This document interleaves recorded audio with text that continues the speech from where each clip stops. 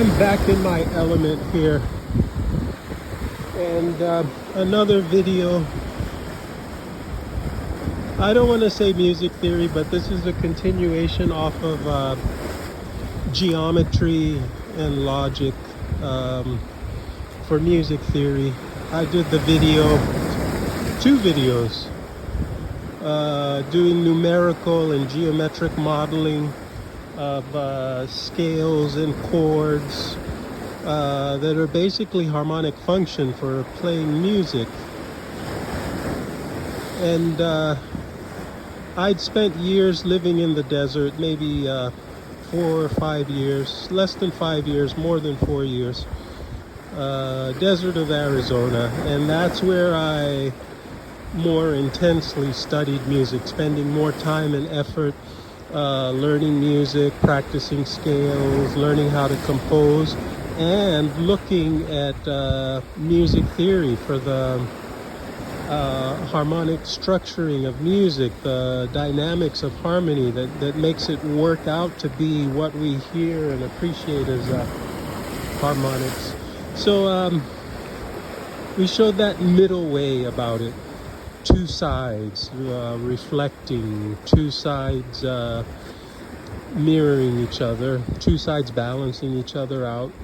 You can always refer back to the videos about it to see the more intricate details of how the scaling keeps conforming or paying homage to the middle way, balancing around a line of symmetry. So I got tired of the desert because of lack of water. And then on the opposite side of that is the option to have water. You're either dry in a desert or you're wet by the ocean. Two sides of possibilities. And that in itself is harmony, trying to balance out. And I took the move here when the opportunity came. And with the primary focus being that it's water and tropical combined, both of them equal. Tropical water world. Hawaii in the middle of the Pacific Ocean, that's where this is. And all of this black rock is volcanic lava, which goes hand in hand with earthquakes, heavy-duty geological activity. The Pacific Ring of Fire is what's going on the larger scale. And there again you see scaling, small scale, large scale, Pacific Ring of Fire. The island in itself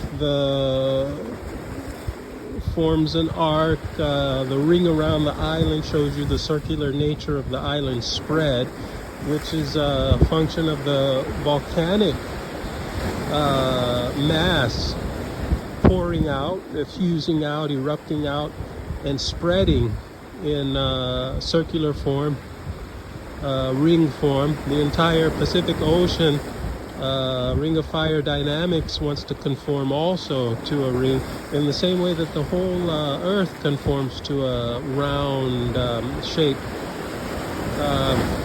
in a three-dimensional way, which is what, a sphere?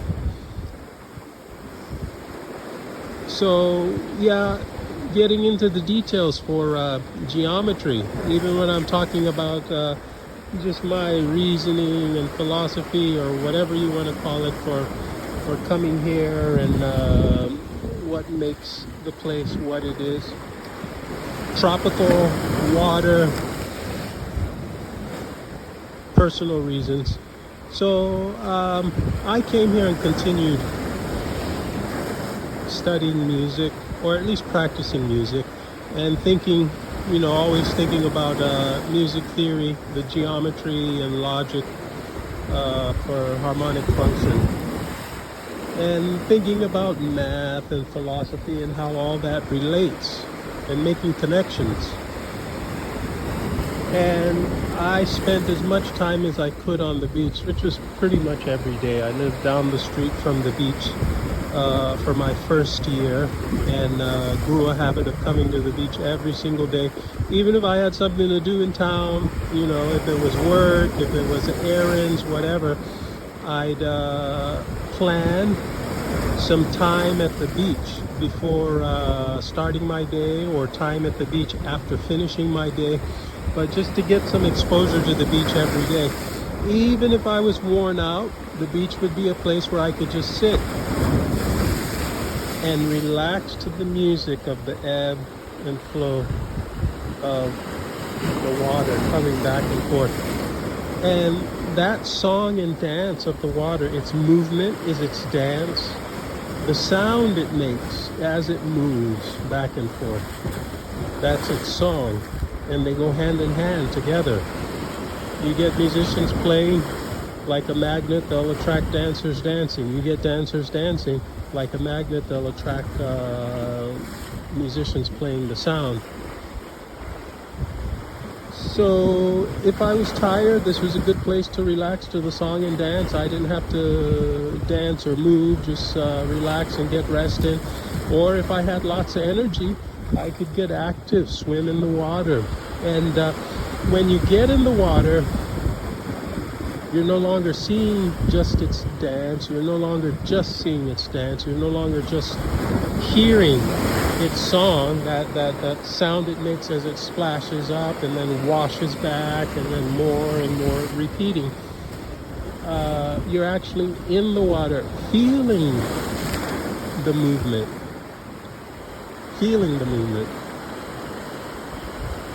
And they're all one and the same thing. What you're feeling is from the same source that comes what you're hearing, which is also from the same source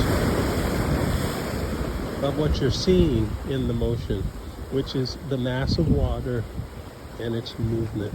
Mass and motion. And out here it's pretty deadly. If you look at these rocks, rugged, they're slippery, you can slip and slide. You can get in the water, and the movement of the water can take you into the rocks and move you into the rocks. You'll think that moving you into the rocks is an understatement. When a forceful wave like that moves you into the rocks, you'll prefer terminology more along the lines of smashing you against the rocks. And yes, I've seen people.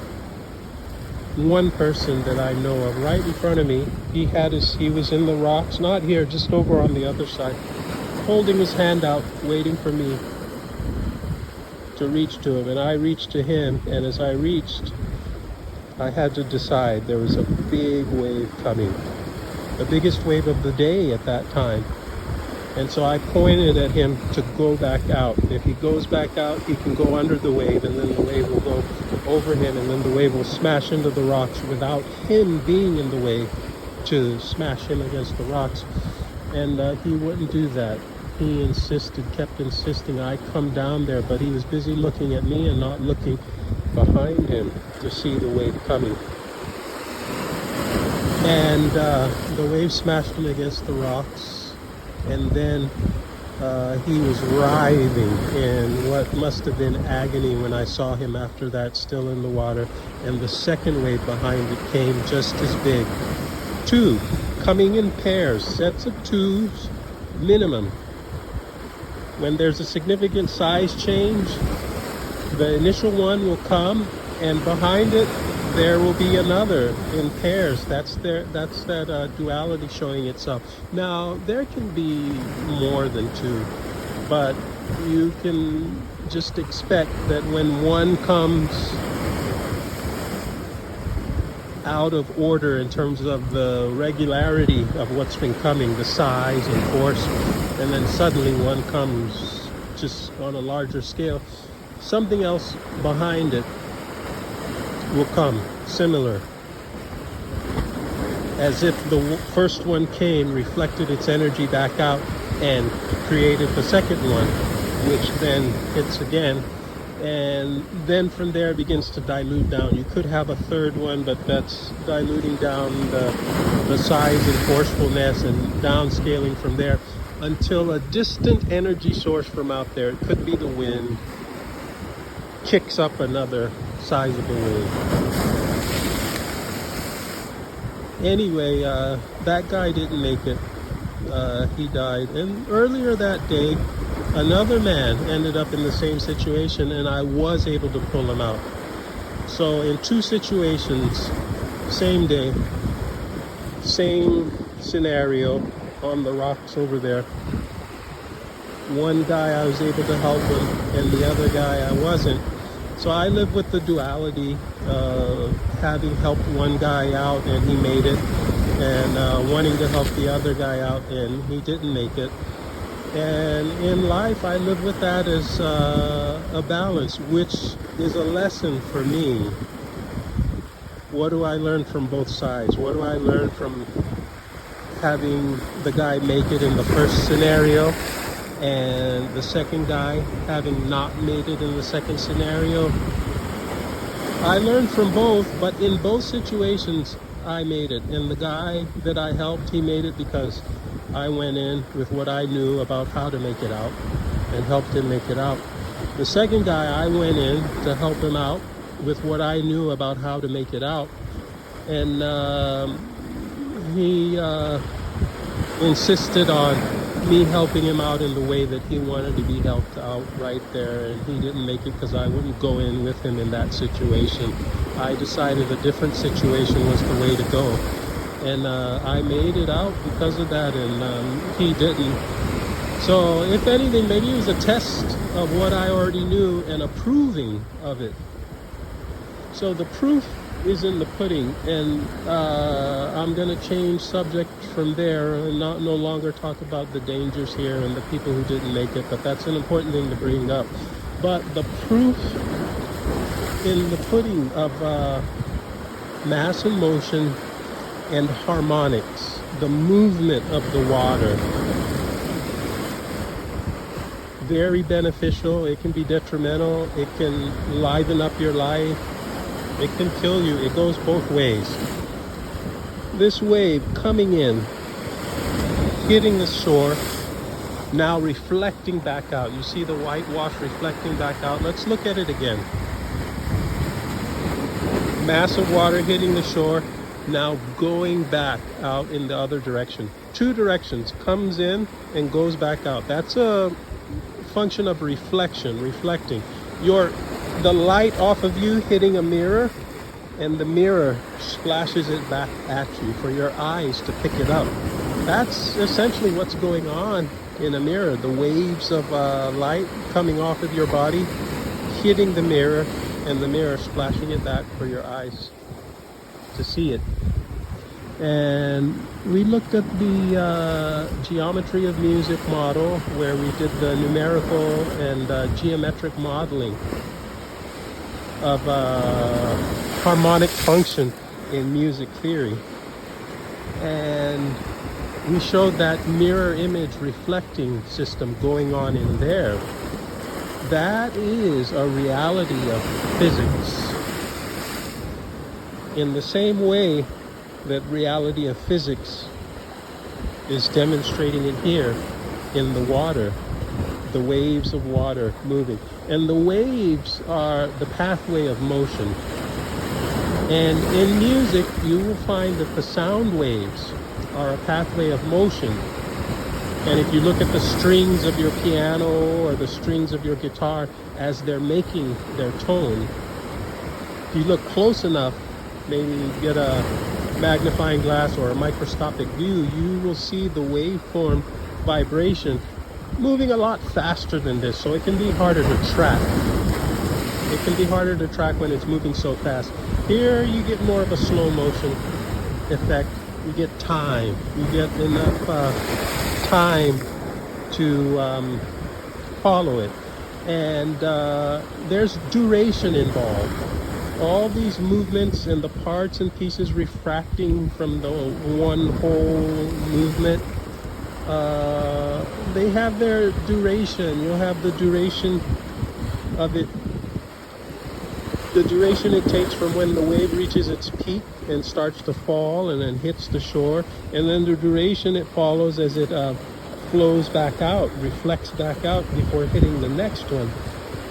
And that's a rhythmic pattern. When you start hashing out the duration, you start to develop a scene, an image of a rhythmic pattern around it, which fits into the motion. The pathways of the motion can be tracked geometrically for their shape and can be tracked geometrically for the duration of movement in the small modules of framework. Framework modules, small ones, patched together in a bigger framework, and that bigger framework patched together in an even bigger framework, scaling up or scaling down, and the changes between scales as things move.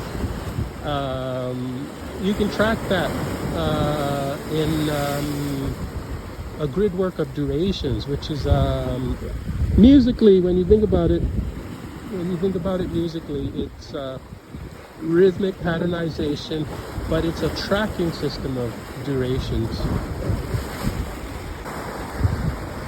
So now that we brought up the idea of tracking what's going on, mass of water, in this case it's mass of water, its movement following the pathway of waveform, and waveform can take directions. So this direction, and then reflecting back in that direction. And sometimes, depending on the season, where the greater ocean currents and the greater wind currents change over the seasons, you can have the direction of the wave flow change. Sometimes the waves will come a little bit more from that direction, sometimes they'll come a little bit more from that direction, and more often we're used to them just coming straight in, relatively straight in. A straight line in a natural environment like this is more of a scatter plot of a straight line. I look at that shoreline and I say that's a straight line, relatively a straight line. And so if you back off from it a good enough distance, it'll appear just like a straight line, and on a larger scale view you could work with it as a straight line. But as you zoom in closer or move closer to it, you will see a scattering of rocks, and those rocks create a jagged seam. And so that's a scatter plot of a straight line, meaning the closer you are to it, the more of a scattering it is rather than a straight line. But if you back away from it, you see that it's a scattering trying to conform to a straight line. So you could say that all of the parts and pieces in scattering, their distribution wants to average out into a straight line, into what is a straight line.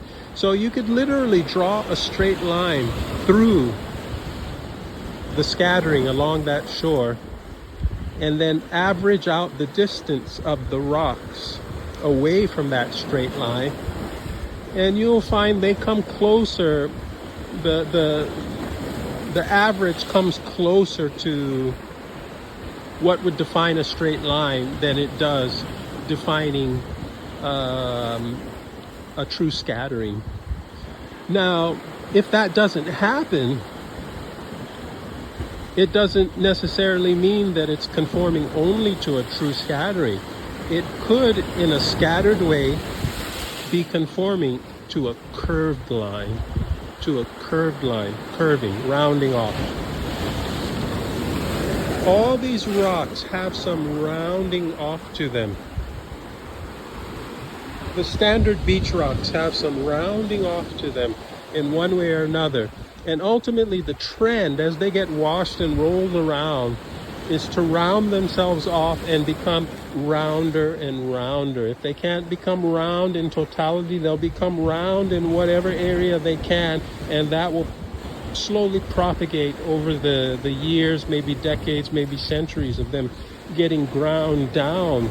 And their original shape would have come from something more angular, broken off from that, which breaks off in a more crystalline fashion. The geometric and numerical modeling we did for music theory, the triangles, the septagons, the pentagons, all meshing together in a way that when you put the whole thing together, it looks like a crystalline structure.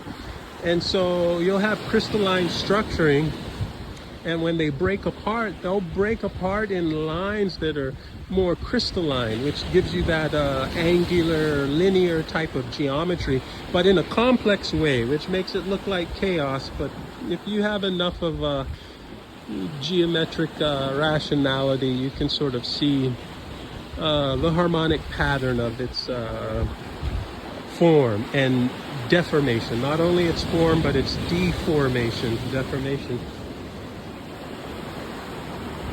And so some that have begun the process of rounding off, you'll still see the more angular shaping from their origins part of it, and then over time they evolve into more, becoming more rounded off. And that is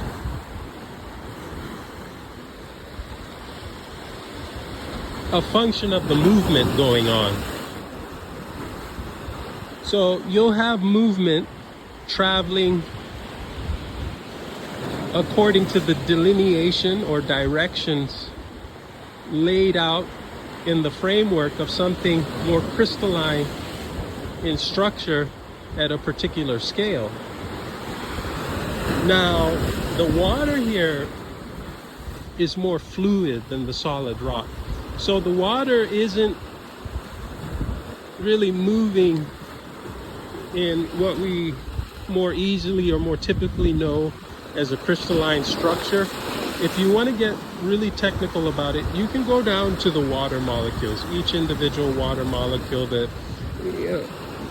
look at the combination of hydrogen and oxygen together, and you'll see that they bind together in a geometrical way where you can draw lines between them and establish angles and see something more crystalline if you want to. And if you go into the individual atoms, individual oxygen, hydrogen atoms, you can see a sort of framework that's a more angular geometry in atoms. But as you scale up in their combining to make elements and compounds, sometimes as you scale up, it continues in that more crystalline type of geometry. And in the case of water, you scale up and it goes into a fluidity geometry. And fluidity, we use fluidity as a philosophical term, which is how we capture the description of things that move and happen in a way that implies that all patterns and methods and ways are possible in the framework of fluidity. So water can work and conform around crystalline structure. It can conform and work around rounding off. And yet, with the movement that the water brings and the reshaping of the rocks, the form that prevails is the rounding off, the curving of things, not the more angular geometry. And where gravity is involved, there's gravity involved in what's going on. Wherever you see gravity involved, if you see at the planetary scale, things want to come together in a round way. The Earth congeals, conforms to the spherical shape, rounding off. So where gravity is involved, that's what prevails. And gravity ultimately is the dominant force here. They'd say that gravity is not a force, but gravity can be part of what has a force acting. So gravity may not be the force that's pushing the water, but gravity is holding the water in its position. And then when the force of the wind moves the water, or say the force of an earthquake moves the water, it can move the water away from where gravity holds it. But gravity's force will continue, or gravity's hold will continue. And when the earthquake is over, when the wind force is played out and done, gravity will remain and cause whatever movement the wind made, cause it to reciprocate back, to reflect back to where gravity wants it. And could that be part of the reflection going on here? Wind kicking up the waves, but gravity demanding that they go back down. Wind splashing them up on the rock, but gravity demanding that they go back down. And in that falling down towards gravity's demand, that's where force happens. The falling of the water back is where gravity appears to be a force. So there's force involved in gravity's demand for the water to go back down as it splashes up. Gravity demands that it goes back down. Well, if gravity is demanding that it stays down, why is it coming up? Aha, so now we have forces elsewhere. The wind. Maybe an earthquake happens under the ocean and pushes the water up. So other forces can play out, but gravity seems to be the more central and ever-present, steady demand upon forces, keeping the rocks down.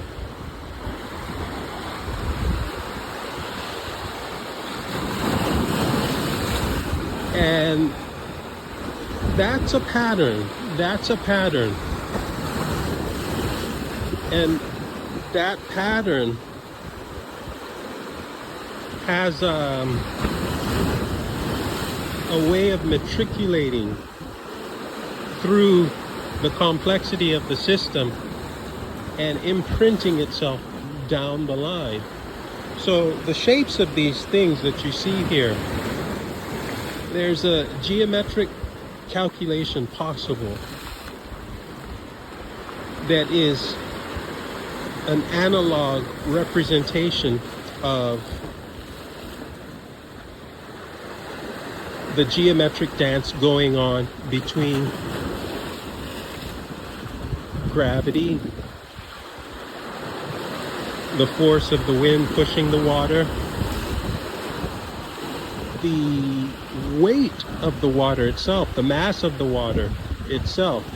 If the weight of the water changed, the density of the water changed, you would have a change down the line in the pattern of rocks that you see. Any little change that enters the complexity of the system changes the way things calculate out to an end result. And some little changes in the system can produce little changes down the line. Some little changes in the system can produce big changes down the line. So all of this is tracking.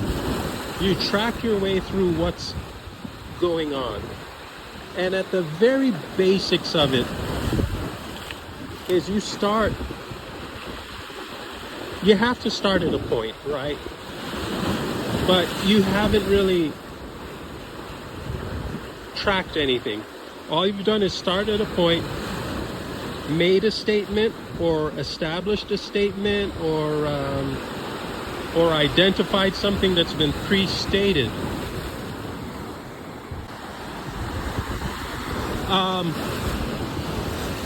Let's go back to music.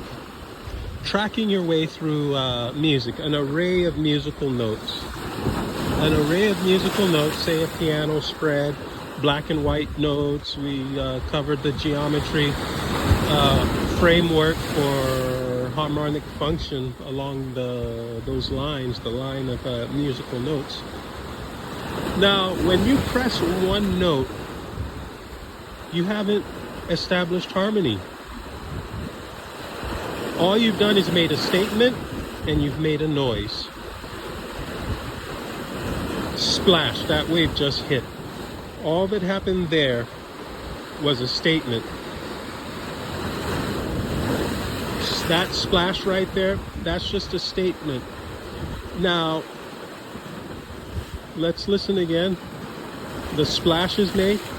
Now a swoosh. You hear that swoosh? So going from splash to swoosh. Now we've done more than a statement.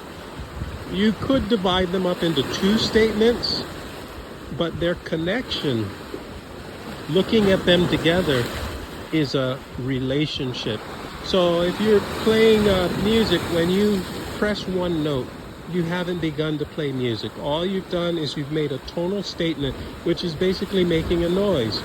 You could hit the table and that would be a noise. You could play a note and that would be a noise. You could clap your hand once and that would be a noise. You could say, hey, and that would be a noise. But you haven't begun to make music until you hit that second note. And where it becomes music is that you have the two notes from which to relate. A relationship between them is where the logic begins, where the tracking begins. Tracking from here to there is typically what tracking is all about. Now, what here to there means can be as diverse as space travel, navigating the seas, walking across these rocks to get back to safety should a big wave come, reading the winds, reading the motions of the water, reading the harmonic pathways of a piece of music. And even though I'm not traveling along the water with these waves, I can follow their journey and what is that word? Vicariously be a part of their journey. There's a big one coming now. So the pattern changes every once in a while. New energy comes and the pattern changes to bring in a bigger wave, which is a larger scale, but nevertheless the dynamics stay the same. And those dynamics are harmonic function, which is behind mathematics, which is behind music.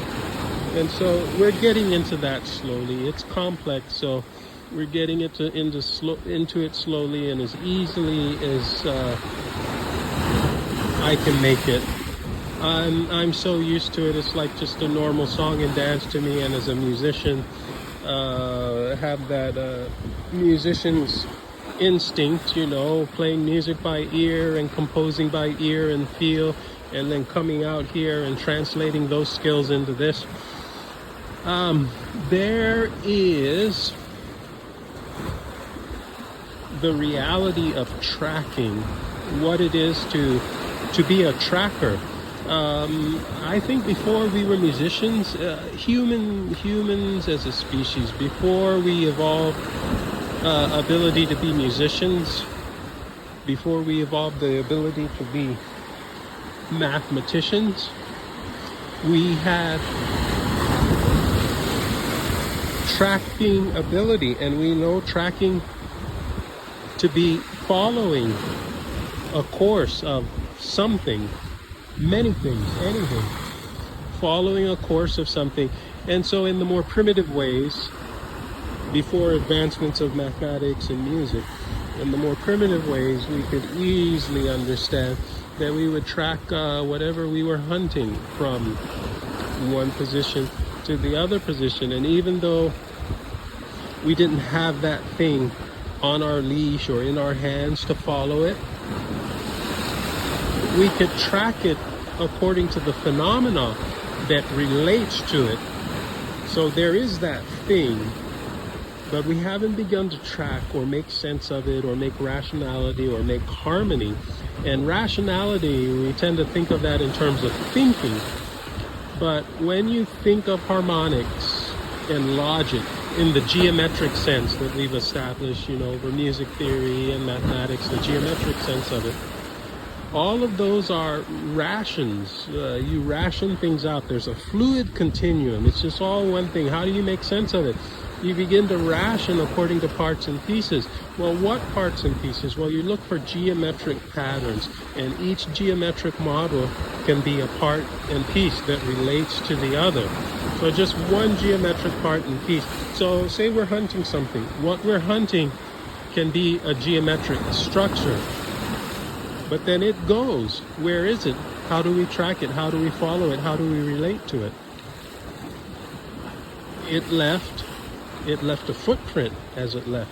So now we have its footprint. And we look at that footprint in relationship to what made the footprint. And now we're back at that duality building of logic.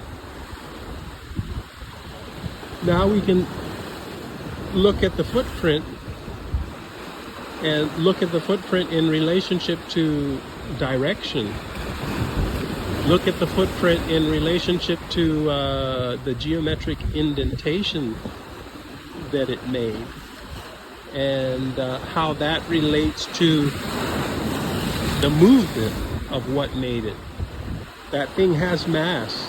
That thing has movement. Just like the water, it has mass, it has movement. And the amount of mass and the amount of movement will scale up and down, and the impression that that mass and that movement makes will scale according to what the mass and the movement is. When the mass of water is big and the movement is on a large scale also, maybe a high velocity, a high speed, the splash signature it'll make here will also be larger. When the mass of water is smaller and the movement of it is smaller, the splash signature that you get will be smaller. So I could be sitting behind this rock here, and not able to see the waves, but suddenly I'll see a big splash go up above the rock. I never saw the water, I never saw its movement, I just saw the big splash. By that big splash, I can read into it and say there was a big wave, big mass, and with big enough motion, the combination of the two, the mass and its motion, helped drive that big splash up against gravity's demand for it to stay down. The splash came up, and we see that a lot here. And you don't have to see the wave, you just see the splash that came up from it, and you can read the splash to know the wave, in the same way that you can read the structure of the footprint of the animal to know the configuration of its mass and motion. You could see the direction, you could see if it was moving fast, you could see if it was moving slow. You can read things into it as you gain experience with the details around what you're tracking. Some well-experienced trackers can tell you if the animal was injured, can tell you whether it was carrying a baby or not, all kinds of things. So you build up from experience, and it's our instinctive, natural tracking ability. Our process of tracking through the reality that we live and operate in as functional beings That's what evolved into mathematics. That's what evolved into music. When you break down the operation of mathematics as a whole and music, harmonics as a whole, you'll find that it's a reflection of reality around us on one side and a reflection of our tracking nature, our nature as trackers. The very shape of our tracking or trackers logic is in how we do math and is in how we play music. And it's not a separate thing. Our nature as trackers is not a separate thing from the form and function of reality. Tracking to be a useful and functional thing to keep us as viable survivors on the planet, where extinction is on the option list, to keep us riding above that level, extinction level. Tracking works because it has been formulated in us to reflect reality well enough for us to integrate with it according to its rules. And if we get creative and inventive as a part of reality, maybe we change things in reality, still we have to do it along the logics of reality's rules. Everything changes. There's rules by which things exist as they are, and those rules are a reflection of the rules by which things change from being as they are. And how the rules of not changing can be a reflection of the rules behind changing is that at the core of it all, there's a common reality, and going both ways around that reality. No different than electrical charges, negative and positive, magnetic poles, the south or north, which we see in mathematics, the two sides of the equal sign, or the musical harmonics, the two sides of the harmonic framework. So tracking has to be factored in when trying to understand what's going on. It's not just what's happening out here. There's us here looking at it, perceiving it. And in what framework are we perceiving it? Well, you can just experience it, and that's all. No thought, no consideration about it. And you are just what you are as a part of it. If it comes and washes you away, it washes you away. If it doesn't, it doesn't. But if you are what you are just as much as it is what it is, you follow a system of operation. And this is something outside of your thinking and your rationalization about it, but rationing will be a part of it. The innate structure of reality rations itself out. And that's why thinking itself is a rationalization process. Thinking isn't an independent entity outside of what reality is. Thinking is built out of the building blocks of reality and built within the framework of reality. So it can't function without the function of reality itself, which is a framework of rationing out geometrically. And the complexity that can come from that is amazing.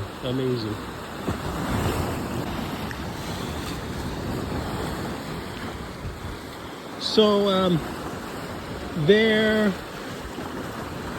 is the function of math and physics going on here. But the truth and reality of it And what it's really all about isn't in the laboratory or the classroom or the paperwork intricacies that you can do to be the greatest mathematician or the greatest physicist or whatever. The greatest greatness of what it is all right here. So how much you can become a part of that and how much you can follow it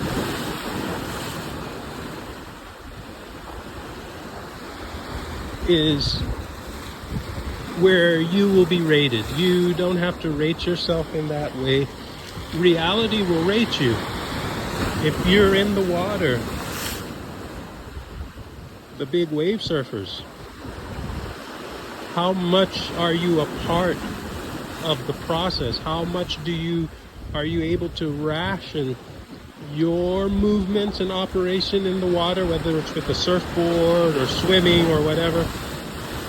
How well are you able to coordinate, choreograph, work out your function in the water with the function of the water itself?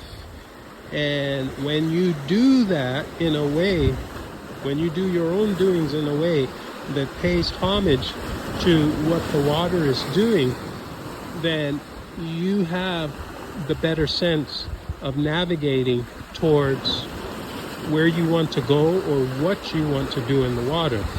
You want to go to that wave when it gets to a certain peak of rising up, so that you can then ride down its peak, the slope off of its peak, and do your surfing, and then ride your surfing line to a specific point, which ideally and most importantly is supposed to be away from the jagged rocks, because that makes a difference between whether you are injured or killed versus walking back home that day having enjoyed a good surf session without injury and having lost your life. I'm stepping back because a bigger wave is coming, and I've made my movements in reaction to the ocean's movements. And in a way, that's me moving in reflection off of the ocean's movement. So I become a function of reflection against the ocean. And we talked about reflection in music theory, and one side reflecting the other.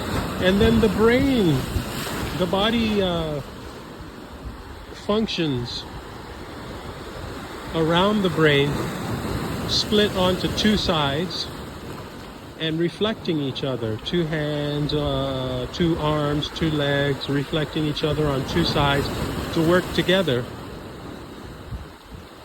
And decisions made around reflecting and reflecting my movements here, my decisions here, off of the movements there and what it's doing. It may not be doing its doings according to decisions, but the geometry behind, the complex intricacy of geometry behind what it's doing is the same complex system of geometry behind my decision making, which is a doing. It might be a mind function of doing, and then that sends forward into my body going into action for doing something. So I am able to look at all this action here going on and read it and have an understanding of its workings without doing calculations, not on paper, not even in my head. I follow it in the same sense that a dancer would follow choreography. There's a good amount of memorization, but an understanding from feeling it. And I also understand the measures and rationalization. I understand that it's going on, and I have a functional grasp of how it goes on. You know, maybe not a perfect calculating mathematician sense or a perfect calculating physicist sense about it, but well enough to be functional for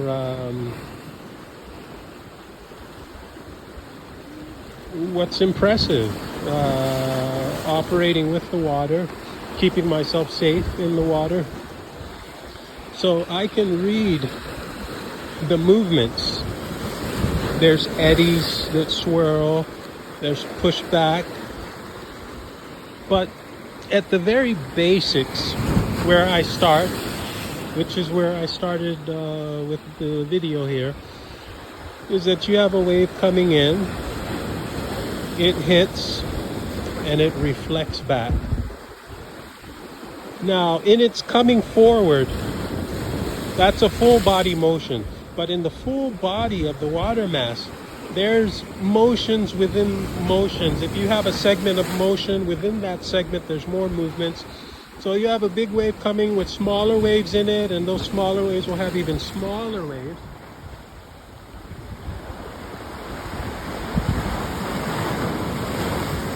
Big ripple with smaller ripples, and they bump into each other, they cross each other, intersect each other.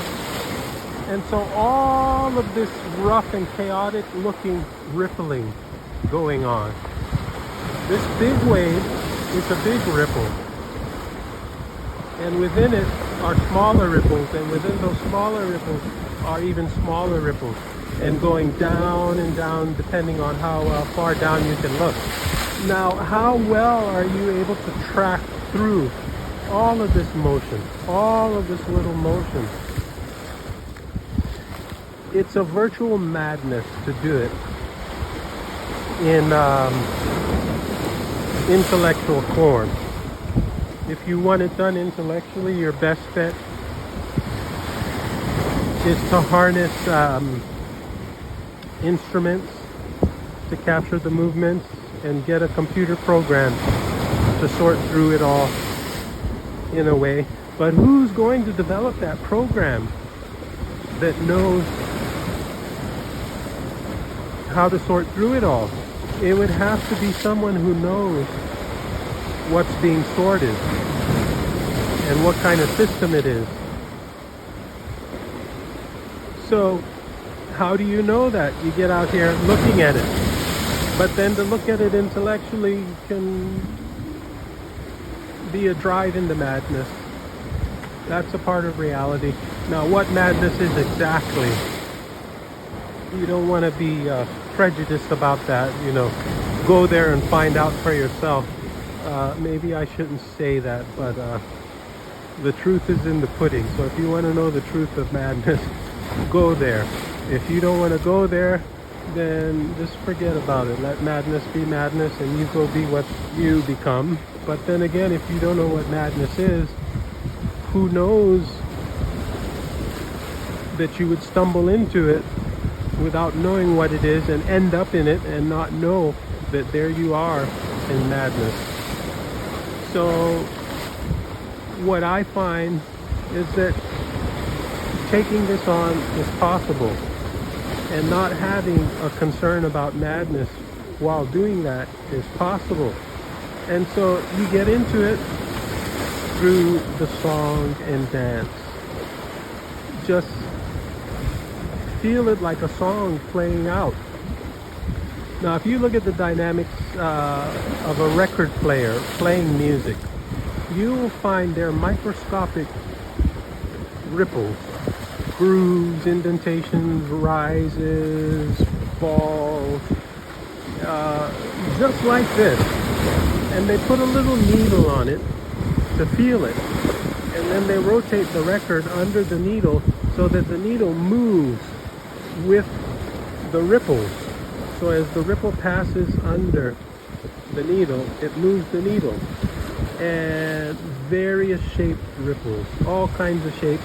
And each movement of the needle produces a sound that's amplified, and you can get those ripples to reproduce any sound. That's why records play anything you record on them, and what you're recording is markings, ripples. And these ripples are markings of input, just like on a record player.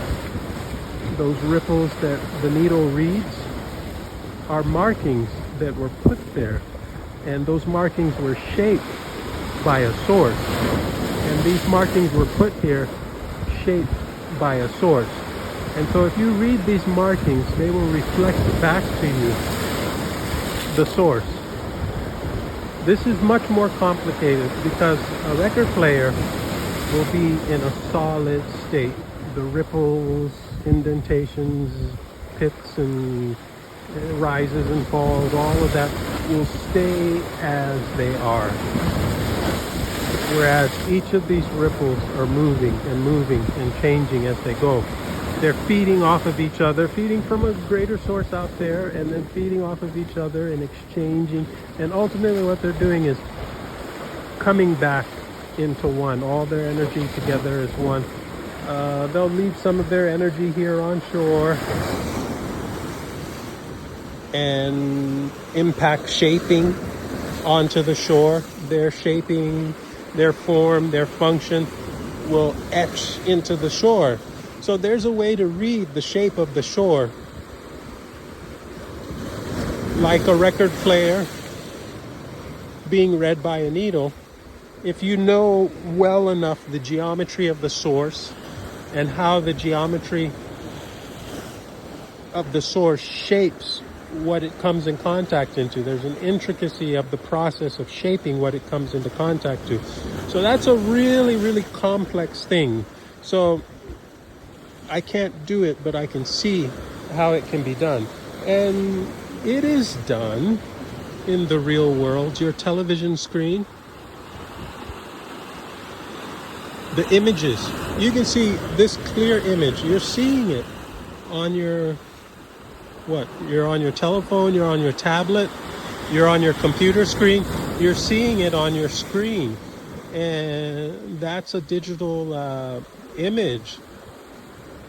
It's taking in all of this geometrically and processing it through a form that is not what this is, and then presenting it in light wave patterns on your screen that represent, and you'll be able to see this exact same image, but you're not here with this feeling that it's wet, feeling the temperature, feeling, luckily you're not here to be washed away by a big wave on a big wave day. So I guess there are benefits to not always being exposed to reality. So the relationship between everything is what's going on, and the complexity of relationships is where the magic is. So it's not saying that if you want magic, you have to go to complexity. No. The magic is in the relationship as a given. And then it becomes richer with complexity. And ultimately, tracking your way through complexity is your tracking relationship with the simplicities. A network of simplicities patched together to make complexity. So if you're able to have a good relationship with simplicities, then another simplicity, and then look for the relationship between just two simplicities, that's not difficult. But how much of a realization you can have between those two simplicities can be expansive.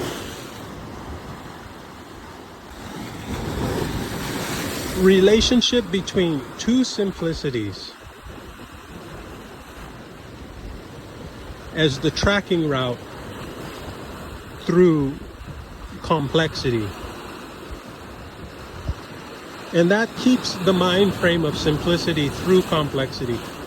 All of this is complexity. It's as complex can be. It's being what it is. And we're in it, so it's not like there's complexity to run from or complexity to go to. We're in it. Now it's just to have our relationship with it. Is it a relationship of understanding, and what kind of understanding, what kind of experience? Should there be knowledge? Should it just be by feeling? Should there be thought about it? So the relationship. Now let's take two simplicities. It doesn't get any more simple than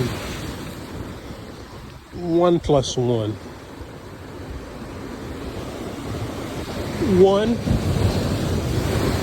and 1 makes 2. It doesn't get any more simple than that.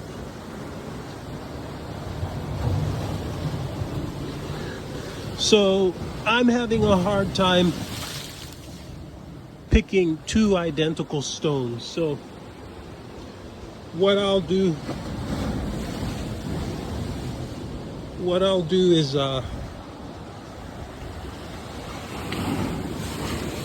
just say that we imagine these two stones are identical, and they don't really have to be identical for this to work out. But just to keep it even simpler, it's simpler if we just imagine they're identical. And this is 1 plus 1. We've made 2.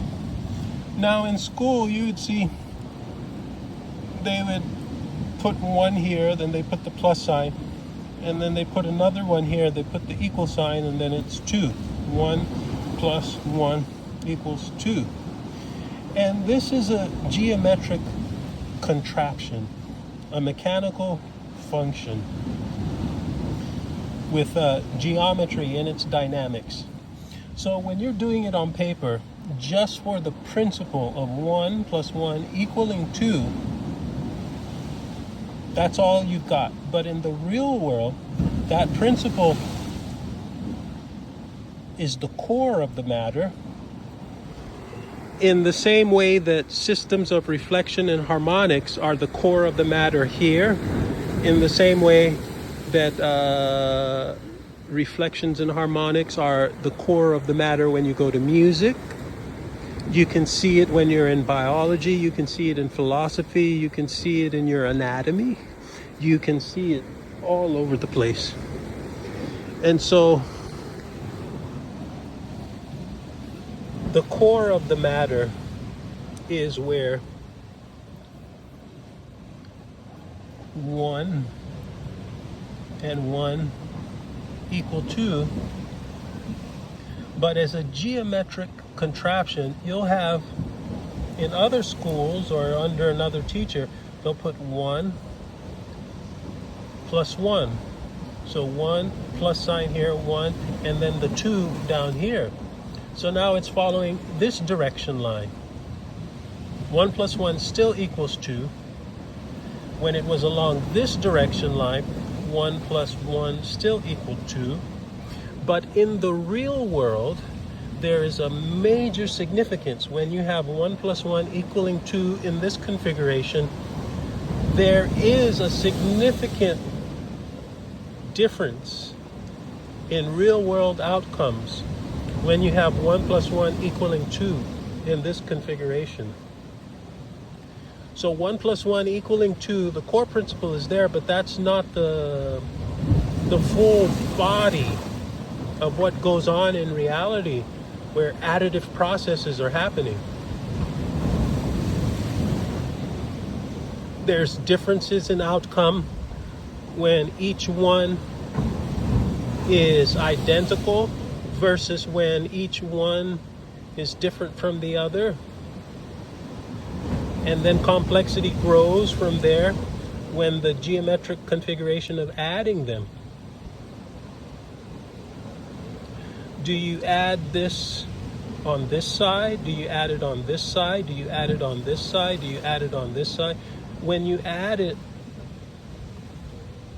you have many different configurations by which you can add it. And if you look at it three-dimensionally, adding them together three-dimensionally, and then if these were balls of clay, adding them together, the shapes that they can generate in their combination together also adds complexity. And once you understand geometric form producing qualities, you'll find that 1 + 1 = 2 may be the core of the matter.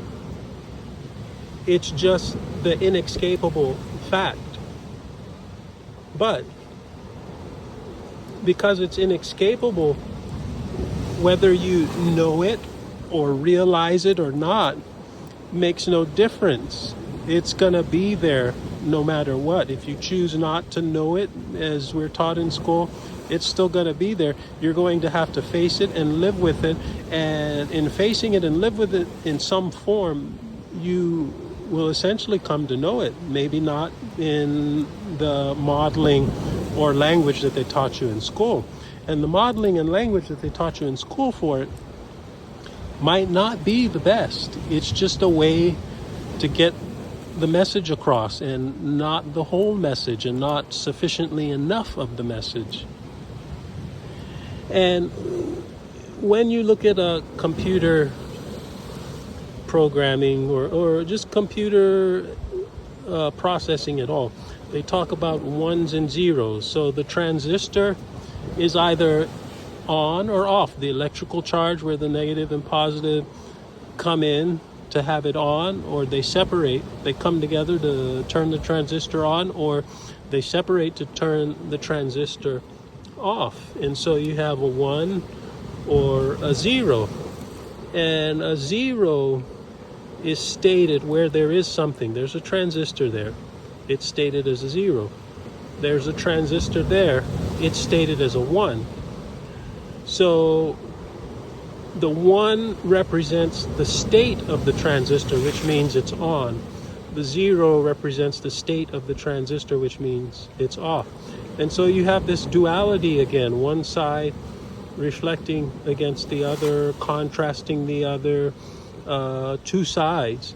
And from there, complexity growing, just like in harmonics for music, or looking at the equation, two sides of the equation, 1 + 1 being one side, and then 2 being the other side, and the equal side being the balance between them.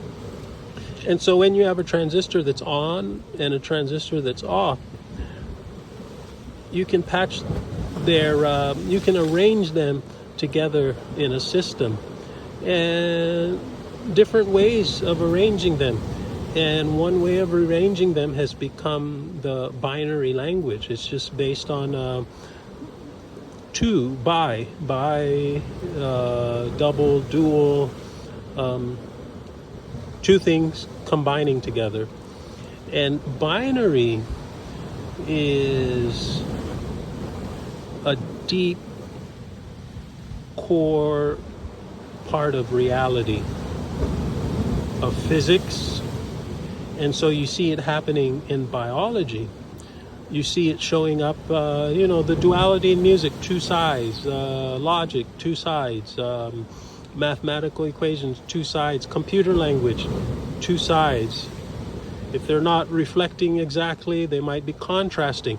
But then again, even the difference between reflecting exactly and contrasting in difference, that's two sides. Two different ways in which they can relate. They can relate in contrast, or they can relate in comparison, exact comparison, reflecting each other exactly. So the geometric configuration is where the basic principles come to life. The basic principles of the universe are always out there that 1 + 1 = 2, but it does not come to life. It does not come to life until geometric configuration starts to dance around. Mass has geometric configuration and it moves, and that becomes the dance of it. And the water is full of life here, and the life is a movement, a dance, and the water itself is a movement and dance. And evolutionary biologists love to think that life evolved out of the water precisely because of the base logic for the function of life. Everything for it is there in complex ways. Everything for it is there. The simplicities, multiple simplicities for multiple possibilities for how it comes about. But geometric configuration being where things come alive, where complexity can grow. You could stay at 1 + 1 forever, trying out the different configurations for 1 + 1 and growing from there.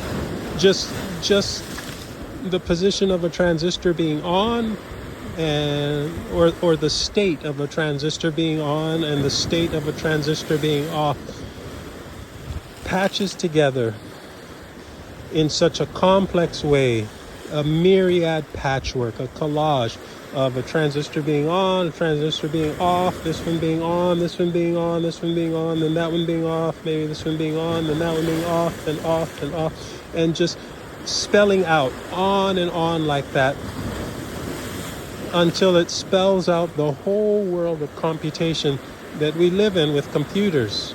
Hearing my voice on your computer device, seeing the picture of the ocean here on the computer device, all of that arising out of transistors being on or off. All the transistors the same. Maybe they've gotten fancy now and they're trying different sizes of transistors or so, but they try to keep them all as small as possible, it seems. But just that they contrast between being on and off, and the patchwork collage of patterns that you can create out of that can make representations of just about everything, not just images, but processes that don't have image, processing sound, processing calculations, and so on.